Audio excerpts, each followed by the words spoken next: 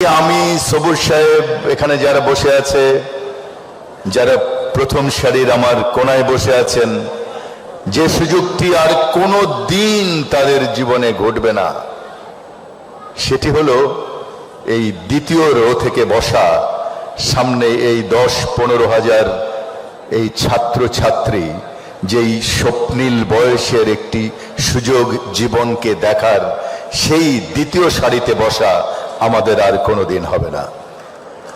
ওখানে বসে আর আনিসুল হক আর সবুজ সাহেবরা স্বপ্ন দেখতে পারবেন না যে জীবনে কি হওয়া যায়। আমাদের সময়ে সবুর খান সাহেবদের মতো বা যারা শিক্ষক আছেন তাদের মতো সংঘবদ্ধভাবে কেউ আমাদের হাত তুলে এখানে বসায়নি বা কোনো জায়গায় বসায়নি। আমার নিজের জীবন অনেক সংঘাতপূর্ণ। আমি নিশ্চিত যে এখানে যারা বসে আছেন তাদের জীবনও কারোই যে খুব মধুর জীবন বা সোনার চামচ নিয়ে শুরু হয়েছে জীবন, তা কিন্তু নয়। তোমরা জানো কত ভাগ্যবান তোমরা।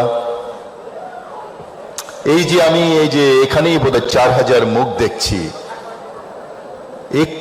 প্রতিটি মুখ বলছে যে তার গার্জিয়ানের সংগ্রামের পথ ধরে একটি বাবার স্বপ্ন দেখে, একটি মায়ের স্বপ্ন দেখে, আমার ধারণা 90% বাচ্চা তোমরা যারা বসে আছো তারা মধ্যবিত্ত, নিম্ন মধ্যবিত্তের ঘরের সন্তান, যে তার বাবার স্বপ্নকে, তার মায়ের স্বপ্নকে পরিপূর্ণ করার জন্য এখানে এসছো। যে একেবারে কনফিডেন্ট, বা যেই ফ্যামিলির বা আমাদের সোসাইটির যেই স্তর থেকে আমরা আসি, সেই স্তরে সবাই যে আমরা খুব কনফিডেন্ট সেটা হয় না। আমাদের মধ্যে এক ধরনের হীনমন্যতা সৃষ্টি হয়, আমাদের মধ্যে এক ধরনের দুর্বলতার সৃষ্টি হয়, আমাদের মধ্যে এক ধরনের কম কনফিডেন্সের সৃষ্টি হয়। এই ইনস্টিটিউশনগুলো সেই কনফিডেন্স তৈরি করে দেয়। সেই কনফিডেন্সের জায়গাগুলো কিন্তু তোমাদেরকে ধরতে হবে। আমি জানি যে এটাই ভাবা স্বাভাবিক। অনেক স্টুডেন্ট আছে যারা ভাবছে যে ও তো অনেক বড় লোক, আমার জীবন তো অনেক কষ্টের, ওকে দেখি ভালো ইংরেজি জানে, আমি তো ইংরেজি জানি না, ওকে দেখি অনেক স্মার্ট, আমি তো স্মার্ট না, ওকে দেখি আরো ভালো ইনস্টিটিউশনে পড়ে, কেউ NYU-তে পড়ে, কেউ প্রিন্সটনে পড়ে, কেউ সিমেন্সে পড়ে, কেউ নর্দার্ন ইউনিভার্সিটিতে পড়ে, কেউ বোস্টন ইউনিভার্সিটিতে পড়ে, তাদের সঙ্গে তোমাদের competition. So life is not easy. Life is a place to struggle. এই জীবন যুদ্ধে কি করে বাঁচবে, এই জীবন যুদ্ধে কি করে আগাবে, আমি একটি কথাই বলছি, সবুজ সাহেব বা এই টিচার যারা আছেন তারা যদি আজকে এখানে এত বড় স্বপ্নদ্রষ্টা হতে পারেন, আনিসুল হকের মতো একটি মধ্যবিত্ত ঘর থেকে উঠে আসা, যে এক সময় মাইলের পর মাইল হেঁটে স্কুলে গেছে, মফস্বলের স্কুলে পড়াশোনা করেছে, মফস্বলের ইউনিভার্সিটিতে পড়াশোনা করেছে, তোমাদের মতো ইউনিভার্সিটিতে পড়ার সুযোগ হয়নি, তোমাদের মতো এত ক্যাম্পাসে পড়ার সুযোগ হয়নি, সেই যদি ছোট্ট একটি মেয়র হতে পারে, তোমরা প্রতিটি স্টুডেন্ট পৃথিবীর সর্বশ্রেষ্ঠ স্টুডেন্ট, সর্বশ্রেষ্ঠ নাগরিক হতে পারো। Have that confidence in your mind please. আমি কিন্তু কোনো মিথ্যে কথা বলছি না, আমার সময় কম, না হলে জীবনের এত পড়ত সংগ্রাম করে আমরা এসছি, জীবনকে আমরা তখন দেখতে পেতাম না, তখন ইন্টারনেট ছিল না, আমাদের কাছে সারা পৃথিবী উন্মুক্ত ছিল না, আমরা জীবনকে দেখতে পেতাম না। তোমরা এখন জীবনকে কিন্তু দেখতে পাও। Build up your own confidence. আমি পারবো, মানুষ পারে না এমন কিছু নেই। মানুষের জন্যেই বলা হয় মানুষ স্বপ্নের সমান বড়, মানুষ কখনো কখনো স্বপ্নের চাইতেও বড়। সেই স্বপ্নকে যদি তোমাকে ধরতে হয়, সেই স্বপ্ন দেখতে হবে। আজকে থেকে 30-40 বছর আগে, 30 বছর আগে আমরা বা আমাদের মতো সবুর খান সাহেবরা, আমরা যারা একটু ভালো লেখাপড়া করেছিলাম, তখনও কিন্তু আমরা বেকার ছিলাম। আমি 1.5 বছর বেকার ছিলাম। আমি খুঁজে খুঁজে বেরিয়েছি যে কি করব, একবার বিজনেস করি, একবার কাজ করি, 1 বছরের জন্য চাকরি করি। সেই নিশ্চয়তা অনিশ্চয়তা তখন যদি থাকে, এখনো আছে। এবং এখন তোমাদের কম্পিটিশন কিন্তু ঢাকার অন্য কোনো ইউনিভার্সিটি নয়। তোমাদের কম্পিটিশন তোমাদেরই অনেক ভাই বোন, তোমাদেরই অনেক বন্ধু বিদেশের আরো স্ট্রং ইউনিভার্সিটিতে পড়ছে, কেউ প্রিন্সটনে পড়ছে, কেউ MIT-তে পড়ছে, কেউ ক্যালটেকে পড়ছে, কেউ কর্নেলে পড়ছে। তাই বলে কি হারিয়ে যাব আমরা? আমরা কি কম্পিটিশন করে, সবুজ সাহেব কি কম্পিটিশন করে আজকে এত বড় দুনিয়া তৈরি করেননি?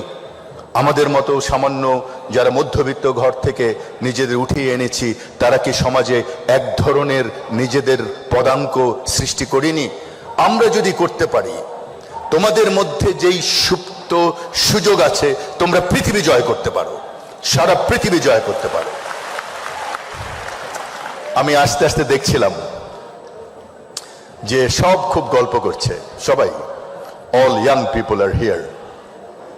তো ঢাকা ইউনিভার্সিটির একটা ট্র্যাডিশন আছে, তোমরা যদি ঢাকা ইউনিভার্সিটির পাশ দিয়ে আজকে যাও, সোহরাওয়ার্দী উদ্যান ঢাকা শহরের সবচেয়ে বড় উদ্যান, ও বোধহয় গল্পটা শুনেছে।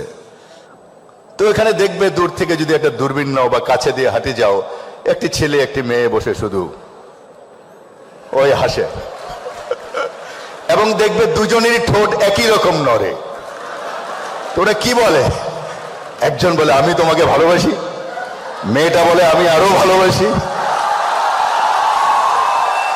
কিন্তু দুজনেই জানে যে দুজনেই মিথ্যে কথা বলছে।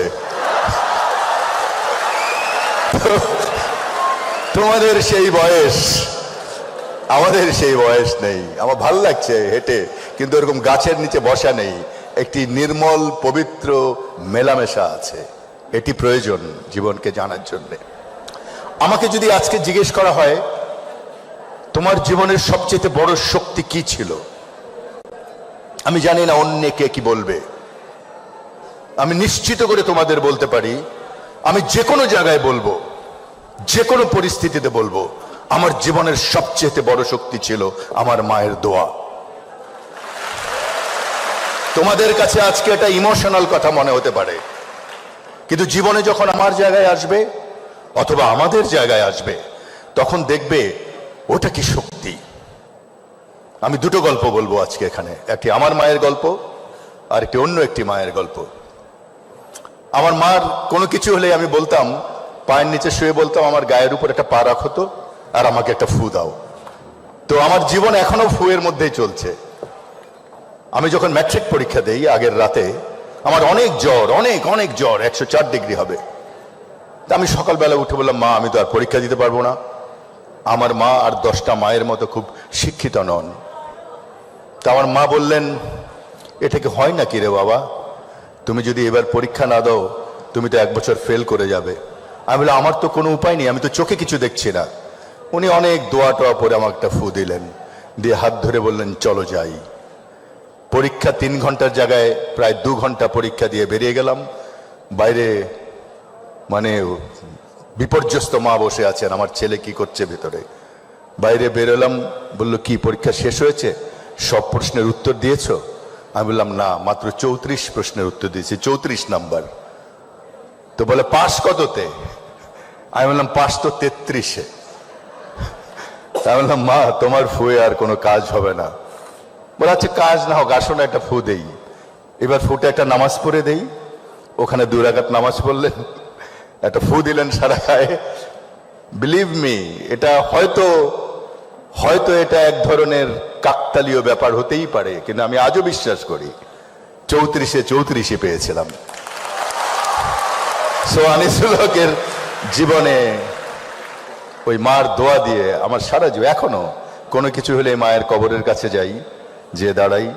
এই কি বলে, এই মেয়রের পদে আমি দাঁড়াবো না ঠিক করছিলাম যে না, আমার দ্বারা তো খুব কঠিন একটি কাজ, আর আমি মানসিকভাবে তৈরি নই। তো আমার বাবার বয়স 95। বাবাকে যে বললাম, বাবা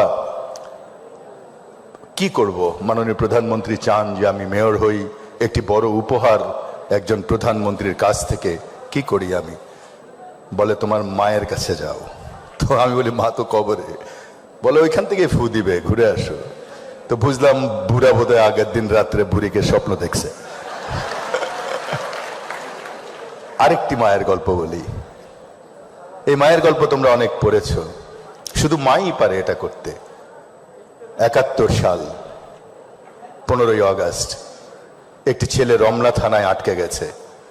মাকে খবর পাঠানো হয়েছে যে ছেলেকে অ্যারেস্ট করা হয়েছে, কারণ সে মুক্তিযুদ্ধের কাজ করতে চায়। বাকের নাম ছেলেটির। ছুটে গেছে মা। সন্ধ্যার সময় জড়িয়ে ধরতে পারে না, কারণ মাঝখান তো জেলের দেয়াল, জেলের রড সমস্ত থানার মধ্যে। ছেলেটা কাঁদতে কাঁদতে বলল, মা 3 দিন থেকে এখানে আছি, ভাত খেতে দেয়নি। মা আর কোনো কথা না বলে ছুটে গেছে। 3 ঘন্টা পরে এসছে ভাত নিয়ে, ছেলে নেই। সেই ছেলেকে আর পাওয়া যায়নি। মা মারা গেছে 15 বছর পর, 85-র সেই একই দিনে। এই 15 বছর সেই মা একটি ভাত খায়নি, একটি লোকমাও ভাত খায়নি, কারণ সে তার ছেলে বাকেরকে খাওয়া পা দিতে পারেনি। এই হলো মা। সুতরাং আমি তোমাদের বলি, এই বয়সে এসে, আমার বয়সে কিন্তু আমি বুঝতাম না যে মার বা বাবার দোয়া কত পরিশ্রম। ওদের একটা স্বপ্ন আছে তোমাকে নিয়ে, সেজন্যই এত কষ্ট করে তোমাকে পড়ায়। ওদের একটা স্বপ্ন আছে, বাচ্চা এটা হবে ওটা হবে। তোমার স্বপ্নের সঙ্গে সেটি নাও মিলতে পারে। স্বপ্ন নেই জীবনে এমন কোনো মানুষ নেই। স্বপ্ন মানুষকে বাঁচিয়ে রাখে। আমার বাবা, যার বয়স 95 বছর, গত 1 মাস থেকে যিনি খাট থেকে উঠতে পারেন না, তাকেও আমি স্বপ্ন দেখতে দেখি। 1 বছর আগে বা 8 মাস আগে স্বপ্ন ছিল যে ছেলে তো অনেক জায়গায় অনেক মাতবরি টাতবরি করেছে, ছেলেটা যদি মেয়র হয়। তার স্বপ্ন ছিল, তার একটি ছেলে, সে সেমি আর্মিতে কাজ করতো, আনসারে, সবসময় স্যালুট দিত। তো আমার ছোট ভাইকে বলল, আমি চাই আমার স্বপ্ন আমার কোনো ছেলে স্যালুট নিক। আমার ছোট ভাই খুব স্কলার ছেলে ছিল, সে তার স্বপ্ন ছেড়ে দিয়ে বাবার স্বপ্নের সঙ্গে নিজের স্বপ্ন মিলিয়ে আর্মিতে গিয়েছিল। আর এই বাবার স্বপ্ন ছিল 1 বছর আগে, আমার ছেলে তো আমার স্বপ্ন নিয়ে তার স্বপ্নকে ছেড়ে দিয়েছিল। তার স্বপ্ন ছিল স্কলার হওয়ার, সে বাবার স্বপ্নকে মিলাতে যে আর্মি হয়ে গেছে। সেই বাবার দোয়া, সেই মার দোয়া তার জীবনকে উজ্জ্বলিত করে দিয়েছে। তার স্বপ্ন ছিল তার ছেলে সেনাবাহিনী প্রধান হোক। আল্লাহ আমার মার, আমার বাবার সে স্বপ্ন পূরণ করেছে। তোমাদেরও বলি, মায়ের স্বপ্নের সঙ্গে বাবার স্বপ্নের সঙ্গে তোমার স্বপ্ন মিলবে এমন কোনো কথা নেই। আজকে সকালে আমার বাবা বলে, একটু দেশের বাড়িতে যাওয়া যায় না? আমি বলি, আমার বাবাকে তো হেলিকপ্টারেও নেওয়ার কোনো উপায় নেই। তার মানে কি? মানুষ মৃত্যুর আগের মুহূর্তে স্বপ্ন দেখে। আর তোমরা কত ভাগ্যবান যে তোমাদের স্বপ্নের সময় মাত্র শুরু হলো। সুতরাং আমার মনে হয়, আমার বাবা বলতেন, সব মুরব্বীরা বলেন, তোমাদের টিচাররা বলেন, জীবনের এই স্বপ্ন দেখাকে বড় করে স্বপ্ন দেখো। জীবনের 40 বছর বয়সে কি হতে চাও, 45 বছর বয়সে কি হতে চাও, 50 বছর বয়সে কি হতে চাও, সেই স্বপ্ন দেখো। আমার স্ত্রীকে আমি সব সময় বলি যে তুমি মাফিয়ার চেয়েও খারাপ। তো বলে, কেন? তো mafia wants either your life or your money, but you wives, you want both life and money. তো তার একটি গল্প আমি তোমাদের বলি, তাহলে বুঝবে মানুষের স্বপ্ন, মানুষের দৃঢ়তা মানুষকে কোথায় নিয়ে যেতে পারে। একসময় আমি টেলিভিশনে, মোটামুটি তোমাদের জন্মও হয়নি তখন, হয়তো এনারা জানেন যে টেলিভিশনে আমার মোটামুটি পরিচিত ছিল। তখন আমার স্ত্রী, তিনি কখনো সেকেন্ড হননি জীবনে। তিনি ফজলে লোহানী, আপনারা চেনেন স্যার, ভালো ডিবেটার ছিলেন। 4 বছরের ইন্টারমিডিয়েটে ফার্স্ট হওয়ার পরে সেই সময়টিতে জেনারেল এরশাদ ক্ষমতায় আসলেন।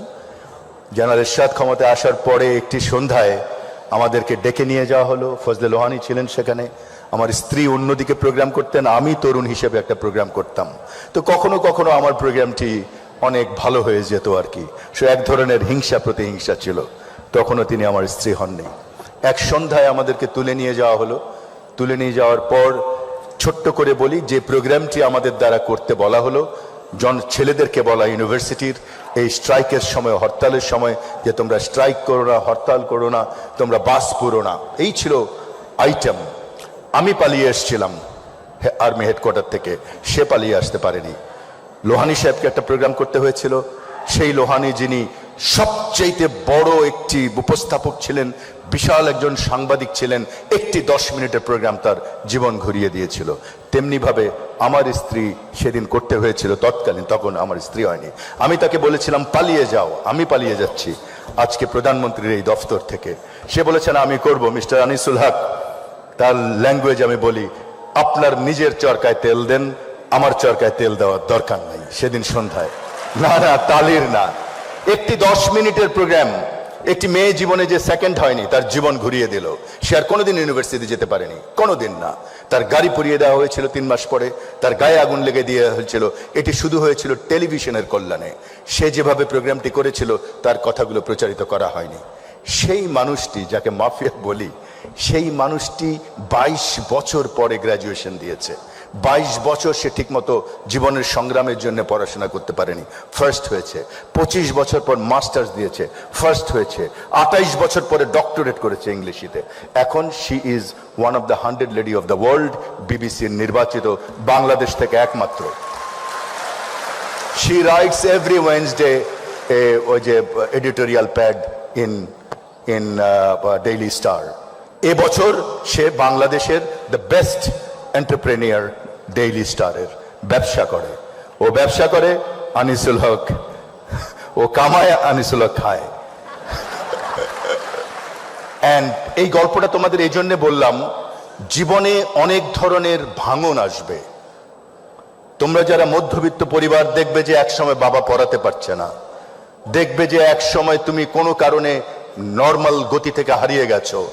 Don't lose your courage. এত বড় একটি স্বপ্ন যদি 15 বছর আগেও কিন্তু সবুজ সাহেবের এই স্বপ্ন ছিল না, 20 বছর আগে তো ছিলই না। এত বড় একটি স্বপ্নের মানে বাগান যদি তৈরি করতে পারেন সবুজ সাহেব, এরকম আরো অনেক।